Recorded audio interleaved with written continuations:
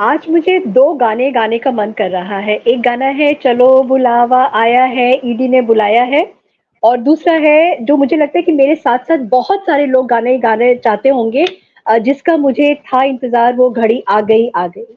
और आप सभी लोगों को जैसे कि समझ में आ गया होगा कि आज हम केजरीवाल जी के बारे में बात करने जा रहे हैं जिनको कि 2 अक्टूबर को ईडी का बुलावा आ गया है।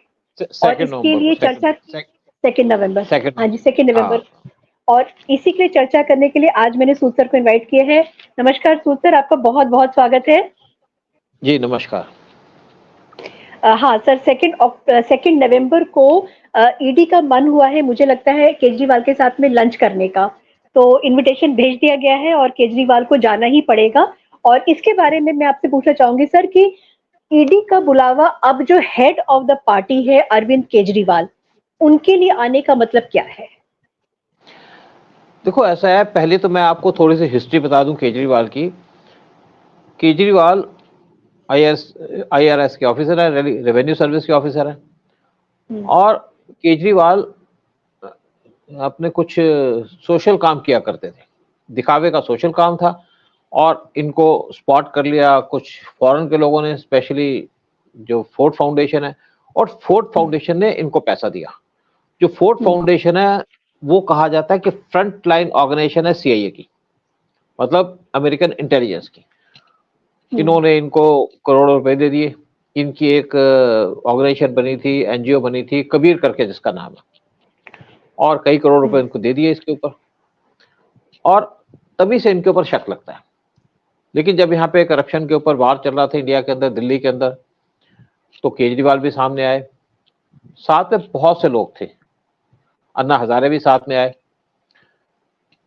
किरण बेदी थी, योगेंद्र यादव थे, और बहुत से ऐसे लोग थे जो इनके साथ जुड़े हुए थे। तो उस टाइम पे लोगों में एक हुजूम था कि जो कांग्रेसी करप्शन चल रही थी उसके खिलाफ। लेकिन बात सामने ये आती है कि केजरीवाल को क्यों चुना गया सीआईए के द्वारा क्योंकि सीआईए मैं कहूंगा स्पेशली फोर्ड फाउंडेशन के द्वारा, क्योंकि उनको लगा कि वो उस टाइम पे सपोर्ट कर रहे थे कांग्रेस को, सोनिया गांधी को सपोर्ट कर रहे थे अमेरिका, और वो कभी नहीं चाहते थे कि बीजेपी आए, जो राइट विंग कहा जाता था, और मोदी को तो पसंद नहीं करते थे। उन्होंने मोदी की तो एंट्री बैन कर दी थी यूएस के अंदर। हुँ, और उनको लगा कि जो करप्शन का इशू चल रहा है, इसके ऊपर जब इलेक्शन होगा, जनरल इलेक्शन होंगे, क्योंकि ये जो एजेंसीज होती हैं काफी लंबी प्लानिंग करती हैं, तो उस टाइम पे केजरीवाल एक इंपॉर्टेंट रोल प्ले करेंगे, या इनकी जो पार्टी बनी थी या जो ऑर्गेनाइजेशन बनी थी, एनजीओ बनी थी, वो इंपॉर्टेंट रोल प्ले कर रही थी, और उसी ने शायद इनको सपोर्ट किया। लेकिन साथ में जब यहाँ पे करप्शन के खिलाफ जो वार चल रहा था वो थोड़ा ठंडा पड़ा, तो केजरीवाल ने ये अनाउंस, पहले तो कहा कि मैं इलेक्शन नहीं लड़ूंगा, फिर इन्होंने अपनी पार्टी बना ली और पार्टी बना करके इलेक्शन की बात कर दी, और इलेक्शन के अंदर इनको कुछ सीटें भी मिल गई, हुँ, लेकिन मेजोरिटी नहीं आई।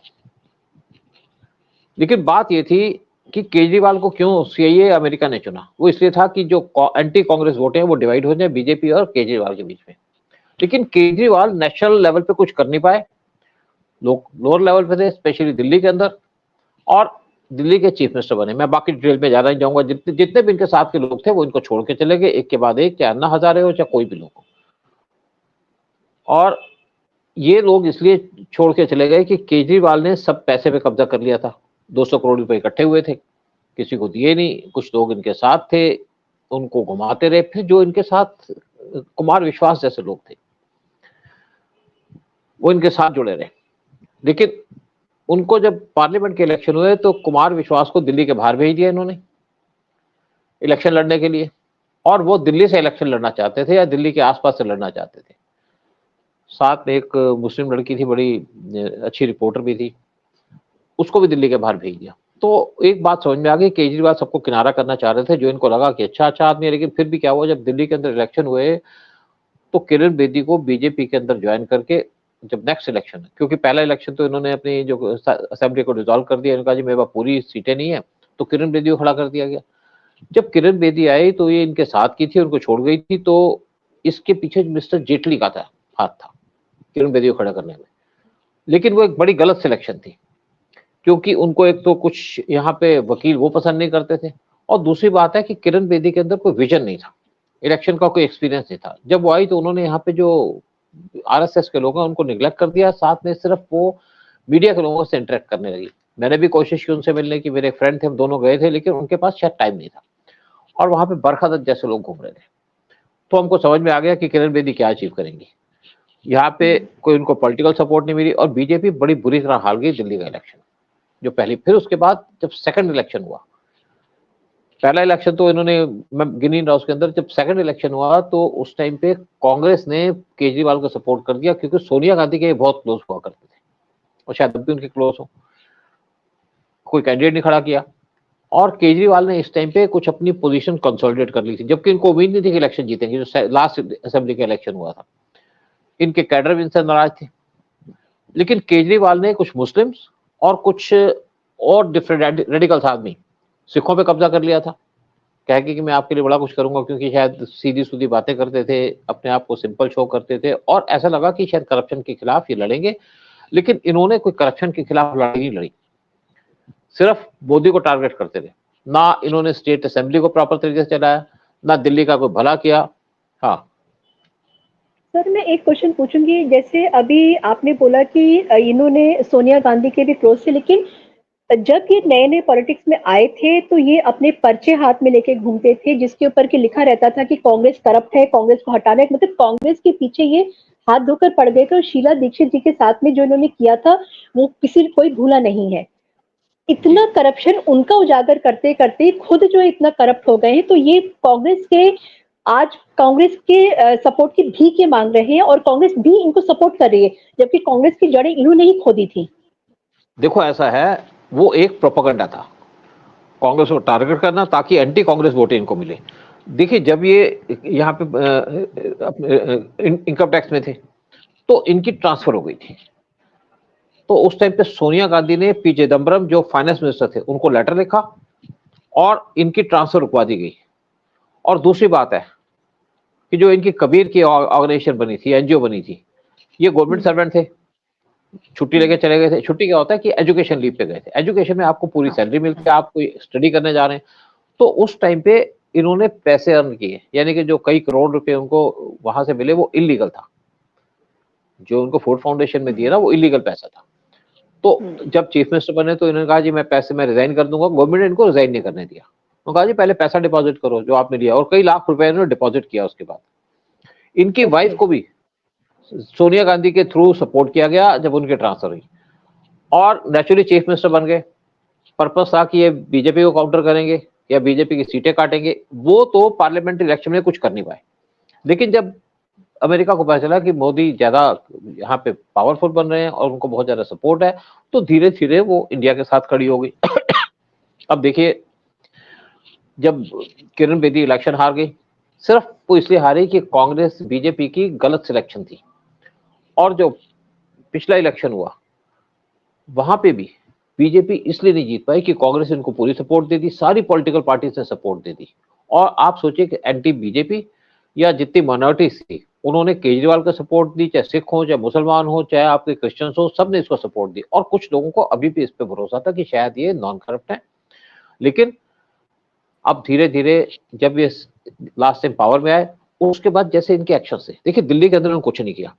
दिल्ली के अंदर इसलिए डेवलपमेंट हुई कि यहाँ पे सेंट्रल एजेंसीज हैं, जैसे आपका स्टेट ऑफिस है वो बहुत सी चीजों को संभालता है, जैसे आपके एनडीएमसी है, एनडीएमसी का एरिया बहुत साफ है, और जैसे आपके सेंट्रल गवर्नमेंट है, यहाँ पे मेन पुल उन्होंने बनाया। केजरीवाल ने सिर्फ 2 पुल बनाए, 2 पुल इनॉग्रेट किए हैं।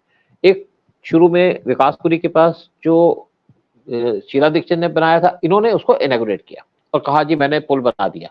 और दूसरा पुल इन्होंने रिसेंटली अभी एक बनाया। यानी कि आप सोचिए कि इन्होंने पिछले जो 10-12 साल जो राज किया उसके अंदर 2 ब्रिजेस बनाए। रोड दिल्ली के अंदर टूटने पड़े हैं जो इनको बनाने हैं। और जैसे एमसीडी, इन्होंने कहा जी हम इसलिए नहीं काम कर पा रहे कि एमसीडी हमारे पास नहीं है, तो पिछला इलेक्शन के अंदर एमसीडी इनको मिल गए। और ये कहा जाता है बीजेपी ने जानबूझ के एमसीडी इनको दी या इलेक्शन हारे ताकि केजरीवाल किसी के ऊपर कोई इल्जाम न लगा सके। यमुना साफ करनी थी, वो आज तक साफ नहीं की गई। चलिए बहुत सी बातें हैं जो केजरीवाल ने की। यहाँ पे डेंगू फैलाने का काम केजरीवाल ने किया, दिल्ली के अंदर गंद फैलाने का काम केजरीवाल ने किया, दिल्ली के अंदर रोड नहीं बनाने का काम केजरीवाल ने किया। सिर्फ इन्होंने 2 काम किए, बस फ्री कर दो और यहाँ पे मेट्रो ये बनाना नहीं चाहते थे। वहां पे भी कह रहे थे कि लेडीज को यहाँ पे मेट्रो फ्री हो, लेकिन सेंट्रल गवर्नमेंट ने अलाउ नहीं किया क्योंकि हमने वहां के लिए पैसे लिए फॉरेन कंट्री से और हमको पैसे वापस भी करने हैं। हाँ, अब सर मैं ये तो एक इन अ नटशेल केजरीवाल के बारे में बातें हो गई। मैं जो इस समय जो शराब घोटाले के ऊपर जो केस चल रहा है, पहले इनके जो थे संजय से, मतलब पहले सिसोदिया जो है उनको जेल में डाला गया और उसके बाद में संजय सिंह सामने आए जिन्होंने बहुत दहाड़े मार मार के बोला था आ जाना ले जाना मेरे को, अपने घर पे होर्डिंग वगैरह सब लगा दी थी। और एक बहुत लोमड़ी की तरह केजरीवाल ने विधानसभा का इस्तेमाल किया है गालियां देने के लिए। और उसने ये बोला कि दिल्ली के मालिक हम हैं। आज के ज़माने में अगर आप ये कहते हैं कि हम किसी चीज़ के मालिक हैं, तो वो आपका मेंटल स्टेट वो दिखाता है कि आपका सोचने का क्या तरीका है। मेरा ये कहना है, आपसे भी मैं पूछना चाहती हूँ कि कल सिसोदिया का जो बेल एप्लीकेशन थी वो सुप्रीम कोर्ट ने रिजेक्ट कर दी और सुप्रीम कोर्ट ने ये भी साथ में एक लगा दिया साथ में कि ये फास्ट कोर्ट ट्रैक में जाएगा और 6 से 8 महीने के अंदर ही कंप्लीट हो जाना चाहिए केस ये। सुबह ये में आया है सुप्रीम कोर्ट का वर्डिक्ट और शाम के टाइम पे नोटिस आ गया ईडी का कि इनको हम लंच के लिए बुलाना चाहते हैं, मतलब इनसे हम मिलना चाहते हैं, इनसे हम बात करना चाहते हैं। तो वो टाइमिंग के लिए आप क्या बोलेंगे? क्या केजरीवाल के ऊपर सच में गाज गिरने वाली है अब? देखिए, बिल्कुल केजरीवाल चीफ मिनिस्टर है दिल्ली के। आपको जो शराब घोटाला है, शराब घोटाले के अंदर क्या हुआ, आप जो मेजर यहाँ पे लोग थे जो होलसेल में शराब की का धंधा करते थे, उनसे उनको आप 5% की कमीशन देते थे, वो कमीशन आपने 12% कर दी। और इससे पहले जो सत्येंद्र जैन से पूछा गया कि ये कमीशन क्यों बढ़ाई गई, उन्होंने कहा कि हमको कोई यहाँ पे क्लियर आइडिया, और इवन सिसोदिया से पूछा गया कि हमको हमारे पास इनके पास कोई था नहीं, 5% क्यों देते हैं। और 12% इसलिए कि हमने जो उनका डिपॉजिट बनी थी 5 लाख रखी थी और उसको 5 करोड़ कर दिया, हमने फायदा किया।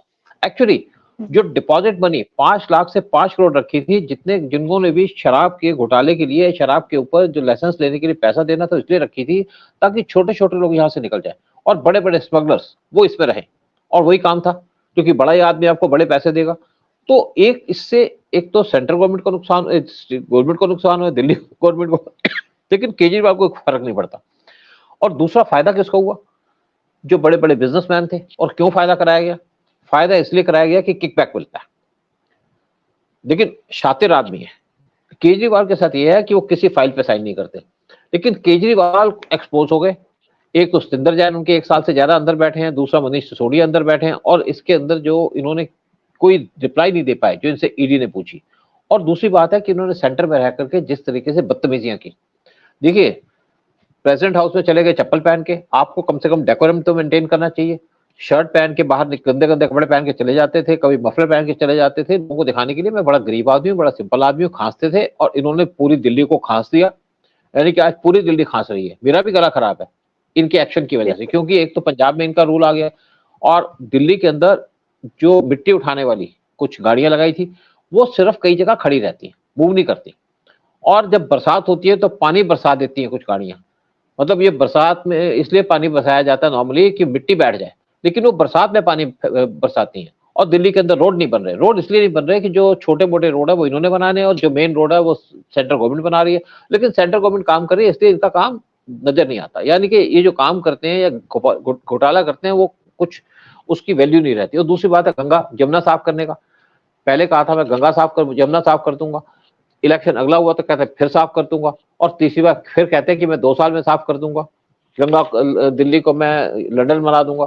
एक्चुअली क्या है कि ये सिर्फ बैठते हैं, सुबह बैठते हैं और साथ में एक कैमरे वाला बैठ जाता है, एक हफ्ते के अंदर 1 या 2 बार ये अपनी एक कुछ बातें करने लग जाती हैं जिनकी कोई रेलेवेंस नहीं है। पब्लिक मीटिंग होल्ड नहीं करते और अपनी असेंबली के अंदर काम नहीं करते। अगर कोई गाली देनी है तो असेंबली में बैठ के गाली देते हैं ताकि कोई इनके ऊपर लीगल एक्शन हो। लेकिन अब ये ऐसा लगता है कि टोटली फंस गए हैं। देखिए क्या होता है कि जब पीएम मोदी को मीटिंग होल्ड कर रहे थे, मैं इसमें एक छोटी बात बता दूं, एक मीटिंग होल्ड कर रहे थे जिसके अंदर सारे चीफ मिनिस्टर थे, तो पीएम मोदी बोल रहे हैं, सब चीफ मिनिस्टर सुन रहे हैं, और ये क्या कर रहे हैं केजरीवाल बैठ करके कभी ऐसे कभी ऐसे कभी ऐसे कभी ऐसे, मतलब उसको डिस्टर्बेंस करने की कोशिश कर रहे थे। तो इनकी जो ये हरकतें हैं इनको लेट के डूब गई। अगर ये नॉर्मल तरीके से रहते, आपने पैसा खाना है, बहुत से लोग और भी करप्शन करते हैं तो आप खाते रहिए, लेकिन साथ में आप गालियां दोगे, साथ में आप एब्यूसिव लैंग्वेज यूज करोगे, साथ में आप पीएम को कुछ कहोगे। आप अपना काम करिए, काम नहीं किया किसी ने कोई, और दिल्ली आज इनकी वजह से सफर कर रही है।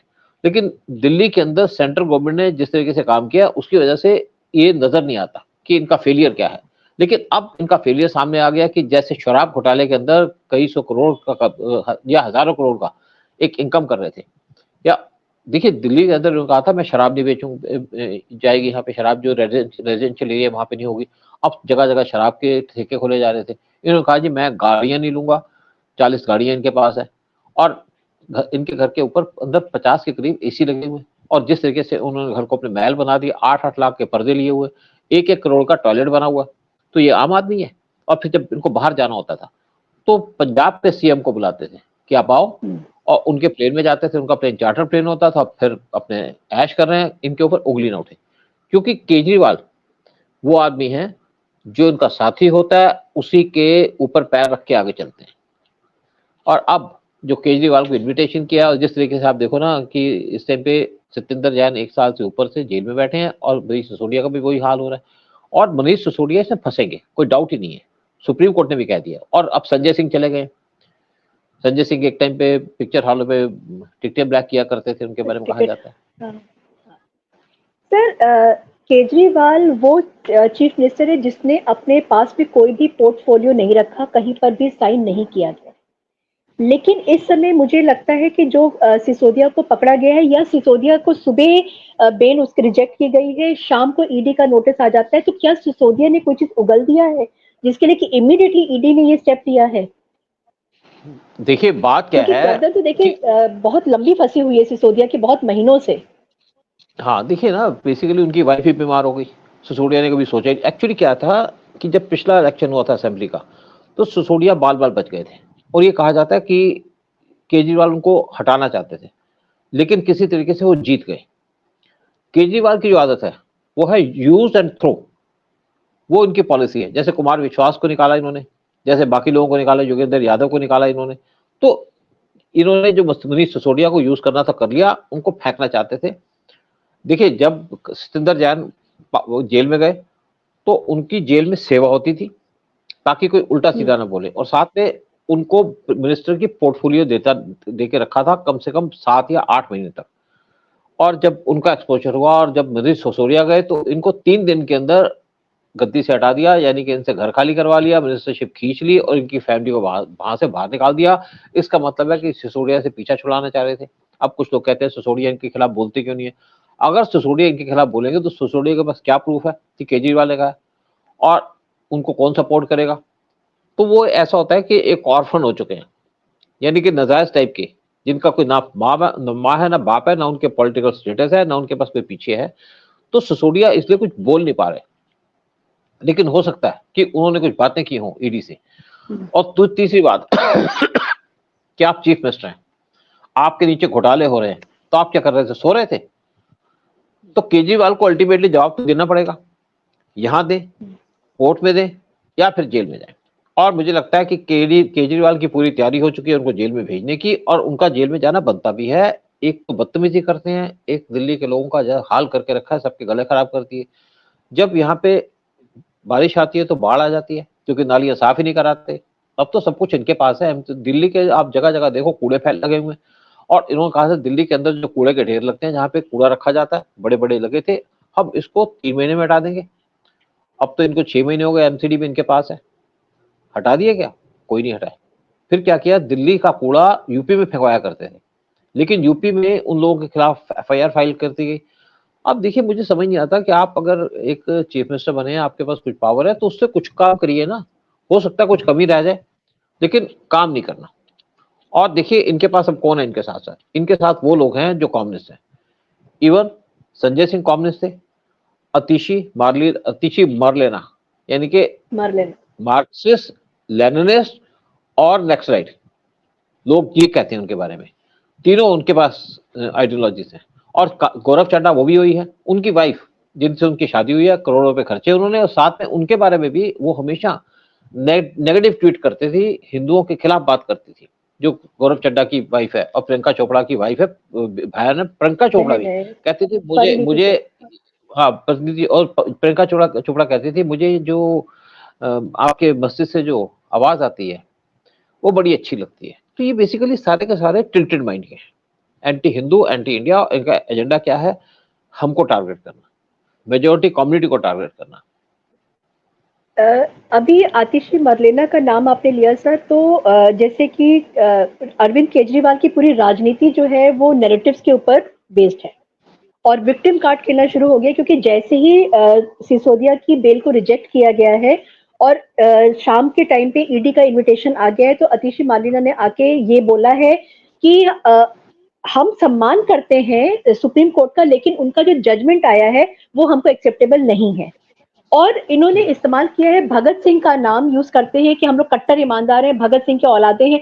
मतलब मुझे लगता है कि भगत सिंह की फैमिली को इनके ऊपर केस कर देना चाहिए कि इतने नालायक, नाकारा, बेईमान लोग भगत सिंह का नाम वो लेते कैसे। मेरा क्वेश्चन ये है सर कि जो नैरेटिव क्रिएट किया जा रहा है, विक्टिम कार्ड खेला जा रहा है, क्या ये इससे ईडी इन्फ्लुएंस हो सकती है? कोई इन्फ्लुएंस नहीं होगा। देखिए बेसिकली क्या है कि जो एजेंसीज हैं, मैं भी एजेंसी में काम करता रहा, मैंने सीबीआई के साथ भी काम किया हुआ है, आईबी के साथ भी काम किया हुआ है। ये जो एजेंसीज हैं, ये जब एक्शन लेती है किसी बेसिस पे लेती है, कोई बेसिस एक्शन नहीं होता कि गवर्नमेंट ने कह दिया आप इसके खिलाफ टारगेट करो। इनके पास जब प्रूफ आते हैं, इनके पास जो इंडिकेशन आती है, उसके ऊपर काम करती है। और ऐसा नहीं है कि किसी को फंसा दिया, किसी को वो कर दिया, ऐसा काम एजेंसियों में होता ही नहीं है। लेकिन ये जरूर है कि इनके खिलाफ उनके पास प्रूफ होंगे या इनसे पूछेंगी। केजरीवाल शातिर हैं, लेकिन मुझे नहीं लगता केजरीवाल कब बच पाएंगे। इनका टाइम नजदीक आ गया, और स्पेशली जिस तरीके से इन्होंने घर बनाया, 38 या 40 करोड़ का घर बनाया गया इनका। आपके मतलब बटन दबाओ तो दरवाजा खुल जाएगा, टॉयलेट आपका 1 करोड़ का, पर्दे आपके 8 लाख के, और इन्होंने बड़ा सीक्रेट रखा, किसी को पता नहीं चला। लेकिन सेंटर में बैठ के आप सेंटर से दुश्मनी लेकर के अगर ऐसे काम करेंगे तो गवर्नमेंट की जो एजेंसी है वो नजर रखेंगी। अगर केजरीवाल जैसे सीएम की मीटिंग होती थी और उस टाइम पे अजीब अजीब बात करते थे, जैसे अपने स्टाइल बनाते थे, कभी ध्यान दिया कि मैं देख ही नहीं रहा, या कभी कुछ कर दिया, इधर देखने लगे उधर देखने लगे, आपको पीएम की इज्जत करनी चाहिए। जब ऐसे काम होते हैं तो एजेंसीज अपने आप एक्शन लेती हैं, उनको कहना नहीं पड़ता क्या पीएम की तरफ से या होम मिनिस्टर की तरफ से, वो खुद अलर्ट हो जाती है कि ये आदमी टारगेट करने के काबिल है। और आप सेंटर में बैठ के ऐसी बातें करेंगे तो आप कब तक बचेंगे? और आपने कुछ करप्शन की है, इनडायरेक्ट करप्शन की है, वो तो चलती है। यहाँ तो डायरेक्ट करप्शन थी और डायरेक्ट करप्शन सामने आई है। आपने तो जमुना को साफ करने के ऊपर कितने पैसे खर्च कर दिए, करोड़ों रुपए खर्च कर दिए, फिर आपने कोई काम नहीं किया। आप कहते हैं मैं यमुना के आसपास जो है ना, यहाँ पे लोगों के घूमने फिरने की जगह बनाऊंगा। दिल्ली अपने आप में सफिशिएंट है काम करने के लिए, क्योंकि एनडीएमसी वो सारे सेंट्रल दिल्ली को संभालती है, और यहाँ पे बाकी मिनिस्टर रहते हैं, बाकी इंपॉर्टेंट पीएम रहते हैं, तो बहुत सा एरिया खुद मैनेज किया जाता है। डायरेक्टर स्टेट वो डील करता है। तो इसीलिए दिल्ली के अंदर मेट्रो भी बन रही है, वो भी सेंट्रल गवर्नमेंट का प्रोजेक्ट है। तो केजरीवाल उसका भी क्रेडिट लेना चाहते हैं। जैसे इन्होंने कहा जी हमने दिल्ली में रोड बना दी, हमारा काम खत्म हो गया, मतलब एक पुल बनाया, इनका काम खत्म हो गया। मुझे लगता है कि सर अगर इन्होंने जो बदतमीजी की होती तो शायद वो गवर्नमेंट ओवरलुक कर देती, लेकिन उनका जो करप्शन है वो इतना ह्यूज है कि उसको इग्नोर कर पाना किसी भी एजेंसी के लिए मतलब मेरे को नहीं लगता कि इट वाज पॉसिबल। मेरे एक फाइनल क्वेश्चन आपसे ये जी। हाँ बिल्कुल। नहीं, दूसरी बात ये है कि आप सेंटर में बैठे हुए हैं, सेंटर में काम कर रहे हैं, सेंटर में सारी एजेंसीज हैं। देखो एक बार कुछ इशू हुआ था, तो वहां पे शायद महाराष्ट्र का इशू था, तो उस टाइम पे महाराष्ट्र में हमारी एजेंसीज एक्टिव थी। तो जो आपके क्रिकेट के लोग हैं, जैसे मैच फिक्सिंग में बात होती है या पीछे में जुआ खेलते हैं, तो इन्होंने उसको शिफ्ट करा दिया दुबई के अंदर, कि यहाँ तो अपने सीबीआई भी बैठी है, ईडी भी बैठी है। जब यहाँ पे सुशांत सिंह राजपूत का केस हो रहा था, तो मैच को दुबई में शिफ्ट करा दिया, क्योंकि उनको था कि अगर एजेंसीज बैठेंगी तो उनके तो कान खुले ही रहते हैं, देखते भी रहती हैं। तो केजरीवाल सेंटर में बैठ करके बात करेंगे तो नजर में तो आएंगे। आप कहीं दूर बैठे होते, आंध्रा में बैठे होते, आप गुजरात में बैठे होते, आप चेन्नई में बैठे होते, तो बात अलग थी। सेंटर में बैठ रहे हैं, सेंटर में बैठ के बदतमीजी कर रहे हैं, और सेंटर में बैठ करके आप करप्शन कर रहे हैं, और फिर सोचते हैं किसी अब सब सोए हुए हैं। एक्चुअली क्या है कि जो ज्यादा होशियार आदमी होता है, कहते हैं ना सियाना कौआ गू में गिरता है, एक पंजाबी में कहावत है, तो ये बात है। और जो ज्यादा होशियार होता है वो ऐसे ही गिरता है। और केजरीवाल ने इसीलिए, अगर केजरीवाल काम करते, कोई इश्यूज होते तो बात अलग थी। अब मुझे लगता है कि जो सिख हैं वो भी समझ गए इनको, जैसे पंजाब के अंदर की गवर्नमेंट चल रही है, वो भी इनको वोट नहीं देंगे। और शायद कांग्रेस को भी समझ में आ गई है कि केजरीवाल की वजह से हम बर्बाद हुए दिल्ली के अंदर, सोनिया गांधी के एटीट्यूड की वजह से। एक फाइनल क्वेश्चन मेरा सर, आपके पास में बहुत बेइंतहा पैसा है जिसकी वजह से एक ट्रेल निकल के आ रहा है, सब चीजें हो रही है। इनके लिए जो लॉयर्स खड़े होते थे, सिंघवी और सिब्बल, वो कांग्रेस के ब्रांड एम्बेसडर्स है, ब्रांड लॉयर्स हैं। क्या उनके ऊपर भी एक्शन लिया जाएगा? क्यों जो नहीं फीस देखो, उनको जो दी जाती थी मोटी तगड़ी, क्या उनके ऊपर भी कुछ गाज गिर सकती है? देखो ऐसा है, चाहे सिब्बल हो चाहे सिंघवी हो, फीस हम्म, दे के फीस दो, काम करा लो। ये किसी का काम फ्री में नहीं करते। और सिब्बल हम्म, के पास जोरबाग में इसका ऑफिस है, लाखों हम्म, रुपए वहां पे रेंट के जाते हैं। लेकिन हम्म, ये जो काम किया जाता है ये वाइट में है। अगर वो ब्लैक पे पैसा ले और उनके बाद कोई नोटिस आए कोई चीज, तो बात अलग है।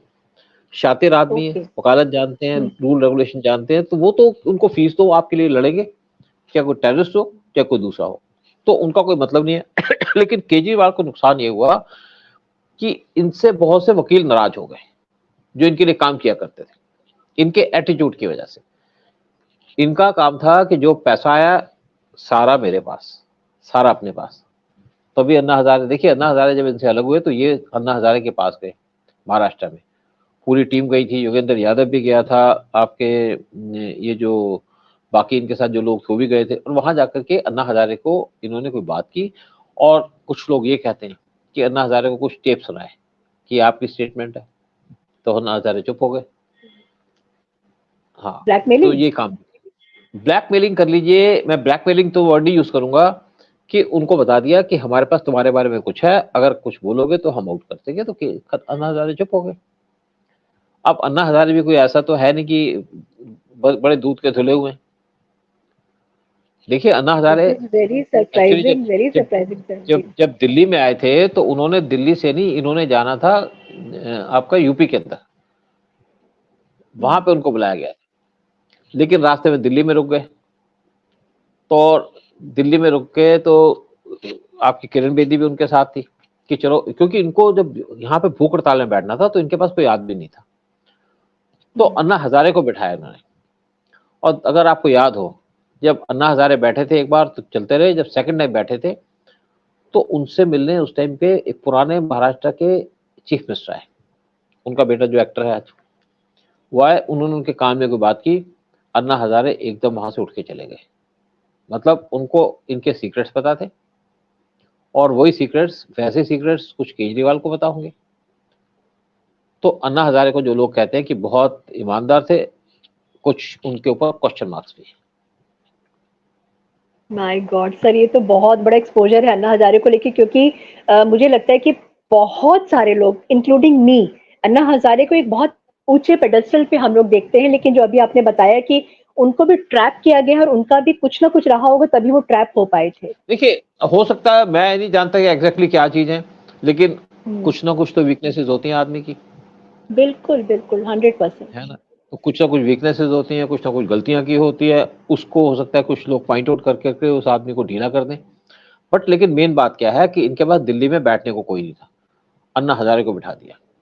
और अब जो आप बात करते हैं सिद्दर जैन की या मनीष सिसोदिया की, केजरीवाल इनसे पीछा छुड़ाना चाह रहे थे और छुड़ा भी लिया था, क्योंकि अब तो दोबारा से तो मिनिस्टर बन नहीं पाएंगे वो, क्योंकि इनको कुछ देर के बाद नए आदमी चाहिए होते हैं, इनसे दिल भर गया दूसरे को ले आए। लेकिन अब ऐसा लगता है केजरीवाल फंस गए हैं, क्योंकि बहुत ईमानदारी की बात कर ली, बहुत बात कर ली, दूसरे के ऊपर उंगली उठा के तू ऐसा है, तू ऐसा है, तू ऐसा है। अब इनके ऊपर उंगली उठ गई है, बिल्कुल। उठी काफी देर से है। और इस टाइम पे सबको पता चल गया कि केजरीवाल आम आदमी नहीं है, केजरीवाल स्पेशल आदमी है, 40 करोड़ के बंगले में रहते हैं, केजरीवाल के पास गाड़ियों की लाइन लगी हुई है, इनके पास डबल, पहले कहते मैं सिक्योरिटी लूंगा, अब डबल सिक्योरिटी है इनके पास, एक दिल्ली पुलिस की, एक पंजाब पुलिस की, और इनकी जो इंटरनल सिक्योरिटी है वो पंजाब पुलिस की है। जबकि आपका पंजाब पुलिस से लेना कुछ नहीं है, वो आपने पंजाब से मंगा ली। 30-40 गाड़ियां हैं, बच्चे इनके जाते हैं फुल सिक्योरिटी के साथ स्कूल के अंदर, वाइफ इनकी घूमती है तब फुल सिक्योरिटी के साथ, इनकी लड़की जाती है वो फुल सिक्योरिटी के साथ, इनको मिलती है फुल सिक्योरिटी। और एसी का घर है, रिमोट से इनके दरवाजे खुलते हैं। अब 40 करोड़, 1 करोड़ के टॉयलेट पे क्या करते हैं वो तो मुझे नहीं पता, जो यूज करते हैं। बिल्कुल। लेकिन कमोड उनका अब जो एक हाँ, अब बेसिकली इनका एक हिसाब से भाटा खुल गया है। और जिस तरीके से इनको पिछले इलेक्शन में कांग्रेस ने सपोर्ट किया, कांग्रेस ने अपनी आइडेंटिटी खो दी दिल्ली के अंदर, लेकिन अगला इलेक्शन होगा तो कौन केजरीवाल के साथ खड़ा होगा? क्योंकि वोटिंग किसकी लेते हैं? मुस्लिम की।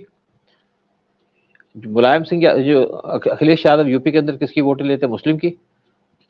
आपके बिहार के अंदर चाहे आरजेडी हो चाहे नीतीश कुमार हो, किसकी वोटें लेते हैं? मुस्लिम की। केसीआर की पार्टी किसकी वोटें लेती है? मुस्लिम की। कांग्रेस किसकी वोटें लेती है? मुस्लिम की। तो केजरीवाल को कौन एडजस्ट करेगा? पंजाब के अंदर इनका भाड़ा फुल चुका, क्योंकि उस टाइम पे इवन जो खालिस्तानी है उन्होंने कहा था कि हमने इनको पैसे दिए। मुझे नहीं पता इसमें सच्चाई क्या है, लेकिन अगले इलेक्शन के अंदर इसको क्या कोई सपोर्ट करेगा? कोई चाहेगा कि केजरीवाल के साथ खड़ा हो? और अब केजरीवाल को जैसे एक्सपोज किया गया है, एक्सपोज हो गए, इनकी बैंड बजने वाला है। जितना मीटियोरिक राइज हुआ है केजरीवाल का, उतना ही धड़ाम से वो नीचे गिरने वाले हैं। और अन्ना हजारे के मूवमेंट से वो आए बाहर करप्शन को खत्म करने के लिए, और आज उनकी खुद की पार्टी और वो खुद खत्म होने के कगार पे आके खड़े हो गए हैं। और लेकिन वो कहते हैं ना कि जैसा कर्म करेगा वैसा फल देगा भगवान, तो वही हो रहा है। सर एक फोन आ रहा है बीच में, एक सेकेंड। हाँ जी सर। और thank you so much sir, I am sorry बीच में एक इंटरप्शन आ गया था, आई एम सो सॉरी। और thank you so much sir Kejriwal के लिए बताने के लिए। और आगे अब देखिए, हम भी वेट कर रहे हैं कि क्या होता है केजरीवाल के साथ में अब आगे। और वेट करते हैं 2 नवंबर को कि लंच पे वो क्या क्या खा के आते हैं। बिल्कुल। वैसे sir thank you so much. जय हिंद, जय भारत।